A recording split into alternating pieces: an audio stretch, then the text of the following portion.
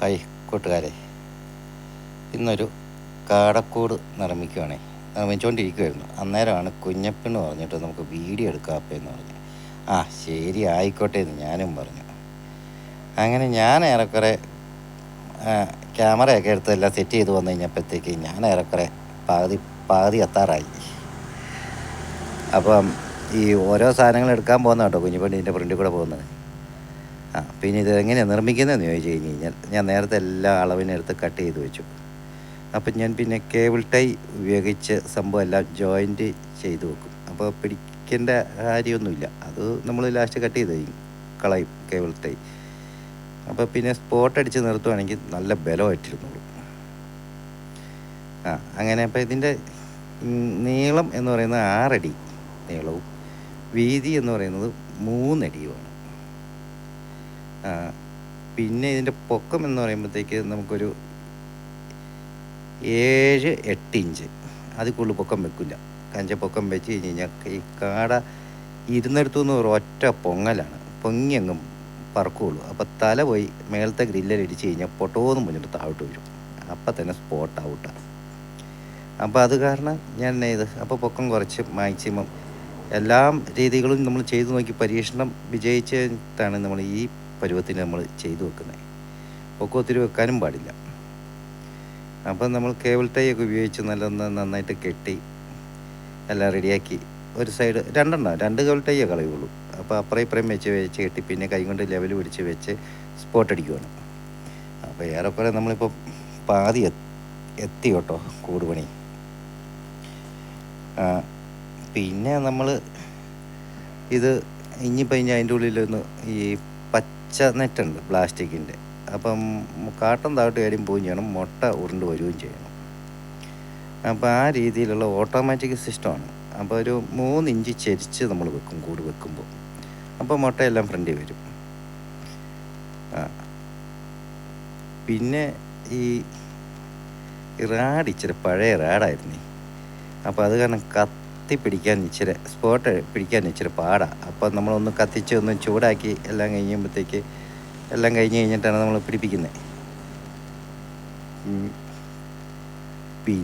പിന്നെ ഇങ്ങനെ ഒരു 100 കാടേനെയാണ് നമ്മൾ ഇതിൻ്റെ അകത്ത് ഇടുന്നത്. 100 കാടേനെ ഇട്ട് അപ്പം എല്ലാം ഓട്ടോമാറ്റിക്. അപ്പം വെള്ളപ്പാത്രമുണ്ട്, അതും ഓട്ടോമാറ്റിക് ആട്ടോ.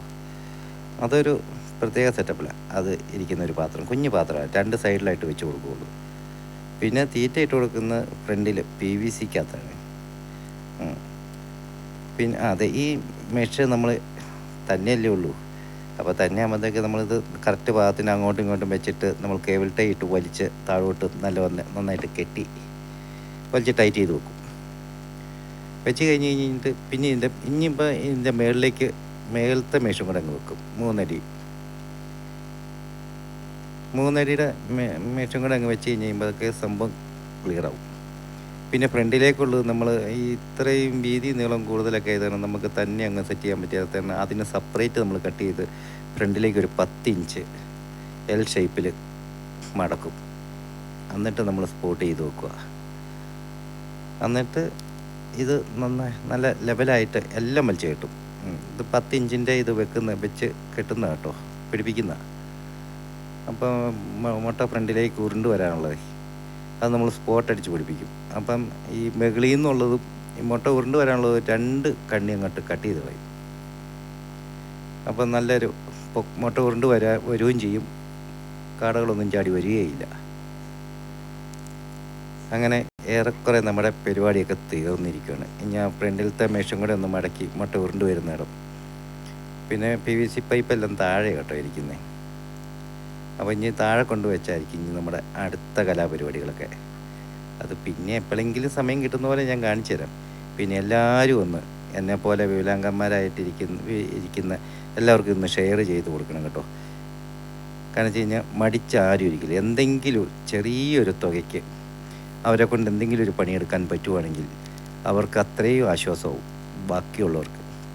നമ്മൾ ആരെയും ബുദ്ധിമുട്ടിക്കില്ല. അപ്പോൾ ഷെയർ ചെയ്യണം, ലൈക്ക് ചെയ്യണം. എല്ലാവരും ഒന്ന് പ്രോത്സാഹിപ്പിച്ച്, എന്നെപ്പോലെ വീൽ ചെയറിലിരിക്കുന്ന ഒത്തിരി പേരുണ്ട്, അവർക്കെല്ലാം ഒന്ന് ഈ വീഡിയോ ഒന്ന് അയച്ചു കൊടുക്കണേ. അപ്പോൾ ഏറെക്കുറെ നമ്മുടെ ഈ പരിപാടിയൊക്കെ തീർന്നു.